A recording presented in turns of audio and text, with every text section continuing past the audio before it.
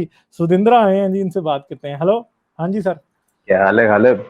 बस जी ठीक ठाक, आप सुनाएं क्या हाल है? आवाज आ रही मेरी? मैं नया हेडफोन लगाया तो आज तो बड़ी लाउड एंड क्लियर आ रही है जी। हाँ। ना, इस ब्लूटूथ का यही कमाल है। अच्छा, ये ना आज जो जो खैर अपन इसी टॉपिक पे बात करें, जो फ्रांस के साथ जो उन्होंने किया है, अगर हाँ हम हाँ दूसरे तरफ से सोचे कि जो रिएक्शन अरब देशों का था, पाकिस्तान का, टर्की का, इंस्टेड उनको आपके नजर में उनको ऐसा क्या करना चाहिए था कि वो अपना मैसेज फ्रांस को दे सकते थे अच्छी तरह से, इन अ प्रॉपर मैनर, कि भाई ऐसे करने से हमारे जज्बातों को ठेस पहुंच रही है, किसी तरह आप इन चीजों को, मतलब आप रोक तो नहीं सकते लेकिन एंकरेज ना करो। जैसे फॉर एग्जांपल, जैसे मैं कहना, instead of reacting stupidly, hmm respond appropriately. जैसे मैं पेपर में आज पढ़ रहा था that Pakistan passed a resolution in their assembly to हाँ recall its हाँ ambassador from France.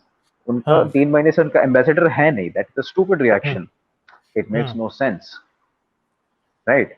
और अगर वो बोलते हैं कि हम फ्रांस के चीजों का बॉयकॉट करते हैं, भाई करो, बॉयकॉट करो, हमको नहीं बेच रहे तुम्हें, हाँ हाँ ठीक है? And if the entire European Union comes together and says we stand by France, hmm ठीक है, हमको हमारे फ्रीडम ज्यादा जरूरी हम्म हैं, we value them more than your sentiments. तो फ्रॉम द अदर साइड, अगर उस तरह से सोचें तो उनको किस तरह से रेस्पॉन्ड करना चाहिए था, इंस्टेड ऑफ रिएक्टिंग। एक ये नीजर फ्रांस रिएक्शन बोलते वालों हैं को ना किस ऐसे। तरह से करना चाहिए था रिस्पॉन्ड, या फिर पाकिस्तान को किस तरह करना चाहिए था? No no no no, for example ये वही बात होती है कि अगर हम ना जज्बाती होके सोचते हैं तो वो नीजर रिएक्शन होता है, तब हमारे दिमाग ना पैदल हो जाता है पूरी तरह से, हाँ हाँ ठीक है? तो अगर सोच विचार करके, अगर reach out to the French people और to the French government from a Muslim perspective, what should have been the response? Not a reaction, a response. यानी अगर आप ये कहें आपने फ्रेंच गवर्नमेंट को केस प्लीड करना है कि भाई हम, आप प्लीज ये ना करें, हम करते हैं। मेरा कुछ, ख्याल है हाँ, कि समथिंग लाइक सबसे दैट। इसका सबसे पहला स्टेप तो ये था कि आपको सैमुअल पैटी की किलिंग को कंडेम करना पड़ता। पहला स्टेप, एब्सोल्युटली इसके बगैर कुछ नहीं होना राइट। था। सबसे पहले ये करना पड़ता, और उसके बाद फिर ये हो सकता था कि भाई आप उनको ये कहते हैं कि भाई हम आपके सैमुअल पैटी के साथ सॉलिडारिटी के लिए, या आपके फ्रीडम ऑफ स्पीच के साथ सॉलिडारिटी के लिए हम कोई रेजोल्यूशन अपनी असेंबली में पास करते हैं। ये हो सकती थी राइट। ना बात। दूसरा स्टेप ये हो सकता था कि पाकिस्तानी असेंबली फिर पास करती, हाँ भाई सैमुअल पैटी को कत्ल कर दिया, that is a wrong thing, मगर वो तो इनका इनका इनकी मां मर जाएगी, ये कभी कर ही नहीं सकते।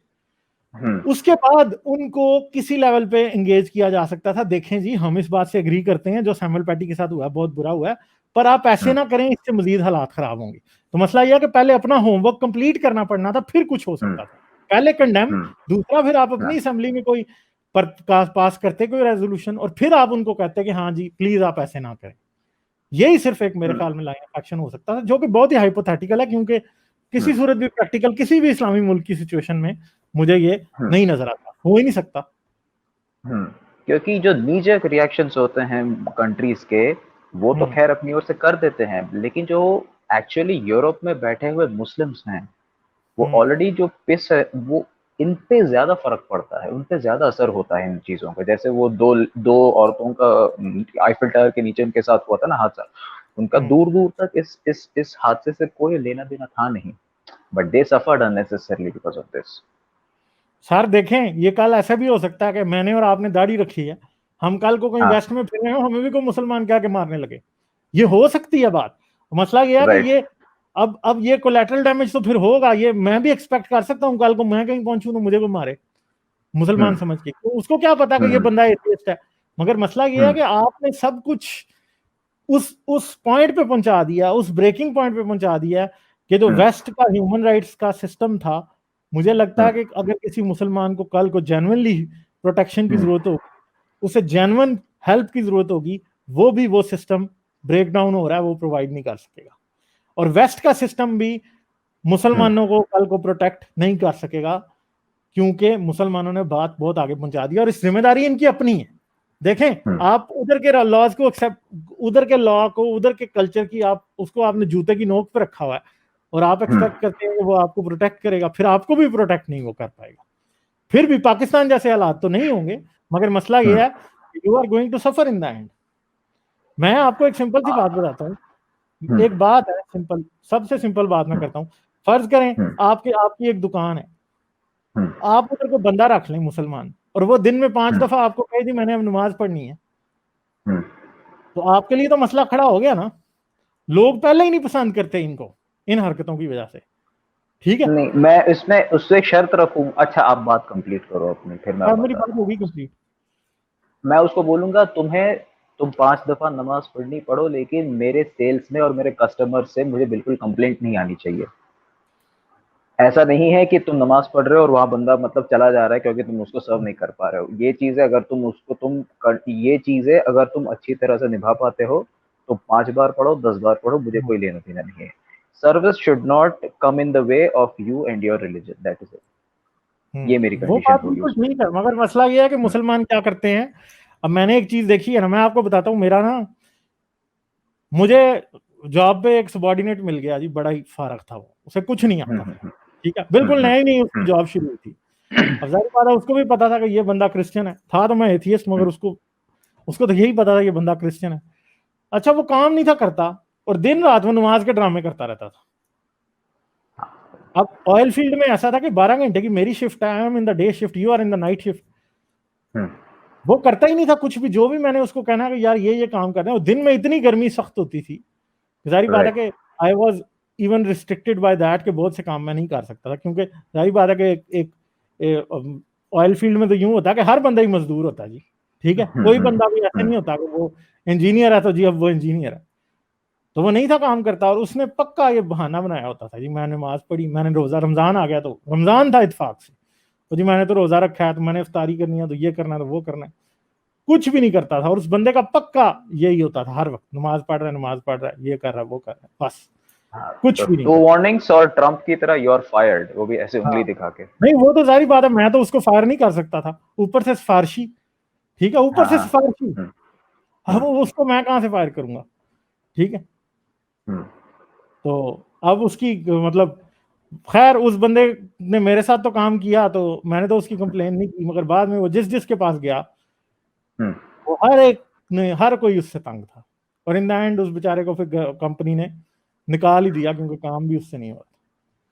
ये हालात होते। अच्छा, एक आखिरी बात, अगर फर्ज कीजिए कि if the Muslim countries they get together and वो थोड़ा बहुत सोच के, अगर उनमें थोड़ा सा मतलब आइडिया आता है और ये वो इस्लामोफोबिया का वो ढोंग जो बकवास है उसको, वो बात एक साइड रख के, अगर they reach out to the European Union and see कि ठीक है, you can criticise Islam and its tenets, वो ठीक है, but please ensure that anti Muslim bigotry आपके मुल्कों में ना हो। Do you think that is one way to go forward? Sir, आप कैसे इंश्योर करेंगे कि एंटी मुस्लिम बिगेटरी ना हो? नहीं जब नहीं, मुसलमान इंश्योर खुद नहीं। बिगट है, जब मुसलमान खुद बिगट है, तो कैसे मैं कैसे श्योर कर सकता हूँ कि इसके खिलाफ बिगेटरी नहीं होगी? वो जो बिगेटरी कर रहा है, क्या लोग उससे नफरत नहीं करेंगे? मतलब मसला ये मैं है ना सवाल कि पूछ रहा हूँ। वही मैं आपसे यही कह रहा हूं कि ये पॉसिबल नहीं है कि आप खुद बिगट आए और कोई आपके खिलाफ, आपसे नफरत ना रखे, क्योंकि ये तो बात प्रैक्टिकली इनके मजहब में ही रूटेड है बिगेटरी तो। ठीक है, हाँ सही है, ये किसी को कह सकते हैं कि भाई आप इंश्योर करें कि आप इस एंटी मुस्लिम बिगेटरी नहीं करेंगे। अब प्रॉब्लम ये है कि भाई किसी दूसरे मुल्क के मामलात में ये कैसे दखल दे सकते हैं? देखें, चाइना तो इस बात को बड़े अच्छे तरीके से यूज करता है कि भाई तुम हमारे मामलात में दखल नहीं दो, don't interfere in our internal affairs. ठीक है, तो ये इनके पास बेसिकली राइट ये उस तरह का नहीं बनता। ये किसी को रिक्वेस्ट जरूर कर सकते हैं, ये किसी को फोर्स नहीं कर सकते, इवन कि किसी मास लेवल पे ये कोई ऐसी मूवमेंट किसी सिंगल कंट्री के खिलाफ शुरू भी नहीं कर सकते, क्योंकि it is almost almost impossible. जैसे इन्होंने अपने कंट्रीज में, अगर जैसे पाकिस्तान की बात करता हूँ, पाकिस्तान ने अपने कंट्री के अंदर ब्लास्फेमी लॉज बनाए हैं। मैं कहता हूँ और पाकिस्तान एक इकोनॉमिकली इंडिपेंडेंट मुल्क होता, इनके पास भी कोई तेल के कुएं होते, इकोनॉमिकली इंडिपेंडेंट मुल्क होता, ये अपने मुल्क की मिनॉरिटीज के गले भी काट देते ना, किसी ने कुछ नहीं करना था। ये प्रेशर में क्यों आते हैं? प्रेशर में इसलिए आते हैं कि ये IMF की एड पे डिपेंड करते हैं, यूरोपियन यूनियन की एड पे डिपेंड करते हैं, US एड पे डिपेंड करते हैं, जापानीज एड पे डिपेंड करते हैं। कौन सा यूरोपियन मुल्क है जिससे ये एड नहीं ले रहे? कोई भी वेस्टर्न थॉट का मुल्क देख लें, चाहे साउथ अफ्रीका क्यों ना हो, वो भी थोड़ी बहुत एड पाकिस्तान को देता ही होगा, चाहे $50,000 ही ना हो चाहे साल की। तो अब इशू ये है कि इस तरह की सिचुएशन में ये फंसते हैं इस तरह। मगर अब देखें वेस्ट से ये क्या कर सकते हैं? क्या वो इनके ऊपर इकोनॉमिकली डिपेंड करते हैं? वो कोई भी नहीं करते। जैसे कि आज मैंने बताया था कि फ्रांस की $550 बिलियन की एक्सपोर्ट है हर साल, जिसमें से सिर्फ 2% जो है ना वो इस्लामिक कंट्रीज को देता है। वो बंद भी हो जाए तो उसका कोई मसला नहीं है। पाकिस्तान को वो $40 मिलियन की इमदाद हर साल देता है, ठीक है, $4 करोड़ हर साल। अब मुझे बताएं, $4 करोड़ पाकिस्तान फ्रांस को एक्सपोर्ट करता है हर साल। पाकिस्तान के लिए वो $4 करोड़ या $40 मिलियन बहुत बड़ा अमाउंट है।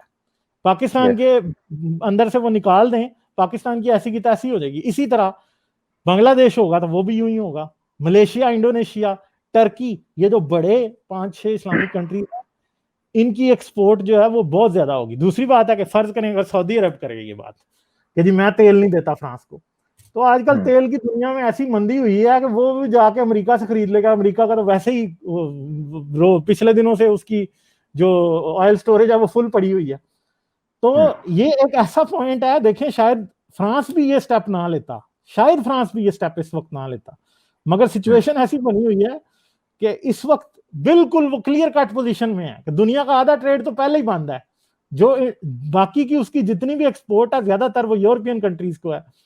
सबसे बड़ा इंपोर्टर उससे जो है जर्मनी है, ठीक है। वो तो बंद नहीं होनी, वो तो विद इन यूरोप तो फिर भी वो एक्सपोर्ट कर ही रहा है। तो बाकी कोई जरूरत ही नहीं है, उनको कोई डर भी नहीं है इस बात का।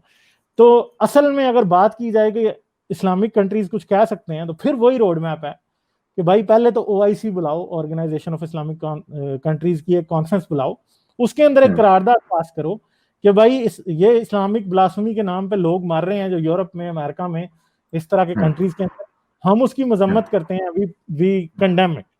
फिर उसके बाद आप बात करो दुनिया से कि भाई प्लीज एंटी इस्लामिक बिगेटरी को कम करें, फिर बात हो सकती है। अगर वो ये कभी भी नहीं कर सकते, हो ही नहीं सकता, तो करेंगे कैसे? तो ये तो मुझे लगता है कि बस कोई सोल्यूशन इसका प्रैक्टिकल सोल्यूशन नहीं है, हाइपोथेटिकल ही है आपके और मेरे जो भी सोल्यूशन बात कर रहे हैं अभी तक। ये इशू है। ठीक है सर, ठीक है सर, ठीक है सर। दुनिया को इस मतलब दलदल से निकलना चाहिए, जितना जल्दी हो उतना अच्छा है अपने लिए भी। हर बात ये है ना कि सिंपल सी बात है, आपको और मुझे हर आइडियोलॉजी को कंडेम, हर आइडियोलॉजी को क्रिटिसाइज करने की इजाजत होनी चाहिए। Blasphemy is a human right. हाँ बिल्कुल। ब्लास्फेमी जो है ना लोगों को डिसेंसिटाइज करती है, ये बहुत ज्यादा सेंसिटिव हो गए हैं, ठीक है। ये फ्लोराइड टूथपेस्ट है, जब दांतों के अंदर सेंसिटिविटी बढ़ जाए ना उसके बाद फ्लोराइड टूथपेस्ट देना पड़ता है। ये फ्लोराइड टूथपेस्ट है ब्लास्फेमी। थोड़ा सा फ्लोराइड टूथपेस्ट के अंदर शामिल रहना चाहिए। बाकी आप क्रिटिसिज्म, एक कंस्ट्रक्टिव क्रिटिसिज्म करते रहे, मगर अब उस कंस्ट्रक्टिव क्रिटिसिज्म वाली टूथपेस्ट के अंदर फ्लोराइड नहीं होगा तो मुझे लगता है कि फिर ये डिसेंसिटाइज नहीं होंगे।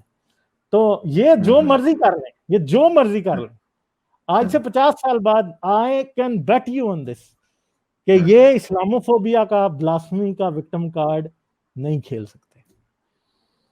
ये जो मर्जी कर लें, ये this is going to end. नहीं तो इनका भी वही हाल होगा जो सेकेंड वर्ल्ड वॉर के वक्त जो फैशिज्म का हुआ, उसके बाद हाल, इवन के जो यहूदियों का हुआ हाल, they can expect something like on the same grounds. क्योंकि अगर ये दुनिया को दीवार से लगाते रहेंगे तो राइट विंग आ जाएगा यूरोप और अमेरिका में। जब वो आ जाएगा फिर उन्होंने इनकी गर्दनें उतारनी है, ये भूल जाएं। फिर कुछ नहीं होगा। ऐसे नहीं हो सकता कि कल को जी ये कनाडा पे कब्जा कर लेंगे, अमेरिका पे, यूरोप के किसी कंट्री पे, वो नहीं करने देंगे। ये फर्ज करें कि यूरोप के किसी कंट्री में इन्होंने कोई ऐसा टिपिंग पॉइंट ले आया कि किसी छोटे मोटे इलाके पे इन्होंने कहा जी हम अपना मुल्क बना रहे हैं, पूरे यूरोप ने मिलकर इनको ना मारा, तो फिर कहना आप ये नहीं कर सकेंगे कभी भी, ऐसा कभी भी नहीं होगा। चलें सर, ठीक है, करेंगे। Alright sir, good night. बस ठीक है, बाय। अच्छा जी।